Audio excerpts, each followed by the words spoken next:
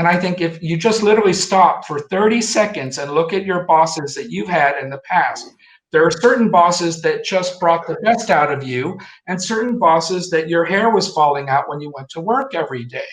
70% of your sense of giving more of yourself to customers, more of yourself to employees, and more of yourself to the organizations driven by your team leader, your team manager. So because I know that number is big, here's what I always say. I call it the multiplier effect. That one person is impacting 5 other people, 8 other people, 18 other people. Make sure they've got the tools and the freedom and put the wind in their sails to say, go for it, because I know you have the ability to bring the best out in about 18 other people. And here's another practical thing. I hope this one's practical that would help. Who want to deliver great customer experience, in many cases, if not all of them, it is really important to start from employee experience. So if you have happy and satisfied employees, it is much easier and more natural to deliver customer experience.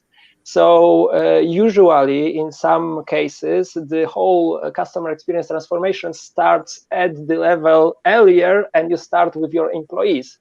And if you want to deliver, as I said, great customer experience, it is really necessary to also focus on employee experience. The employees are often, right, the most neglected resource that a company has. I mean, it's very sad to say this, right? Because sometimes before we went out to the market to sell a new product, like a new credit card, a new deposit, a new insurance, right? We have really neglected, I mean, at least for the banking and the finance sector, we have really neglected that our employees, they should be the first customer that we look at. So what is, from their perspective, because they are also customers, at the same time, they are also the employee, what would be their experience? What feedback would they have given us if they are the customers? And really, you can trust them to give you the most honest feedback. Even if sometimes you ask them not to tell you, they will offer it to you. So yes, employee experience is important if we look at them as a customer. However, on the other side, like what Francis has touched on, right? They are also the key face and years fronting our customers. Unless you are a company that operates solely by robots, by AI, you do need them. They are the one. You know, many of if you're talking about high net worth customer, any high net worth customer, when they have an issue, they will not be texting or doing live chat or doing robotics, no. They will be calling their RM. And the first person that they will scold will be the RM.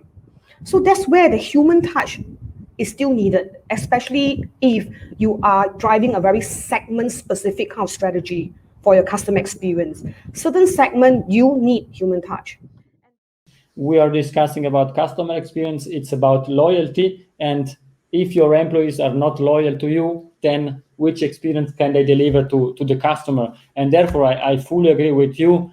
Engaged employee, happy employees or engaged employees then drive also customer loyalties. And these are really the ladies, let's use the Ritz-Carlton words, the ladies and gentlemen serving other ladies and gentlemen. If they are not committed and engaged, then sorry, it will not work. The global situation, I think it's an essential part that businesses have probably neglected for quite some time, and they think that something like, like your day-to-day life and how you feel about going to work, all that stuff, that belongs with HR, which I think is a complete flaw. I think that lies with the very top of the company. Obviously, it's their responsibility that whoever works for them come to work every day and they like what they do. So I would say I'm probably from the school of thought within the experience economy that says that it's not really customer experience, it's actually just experience of all the people.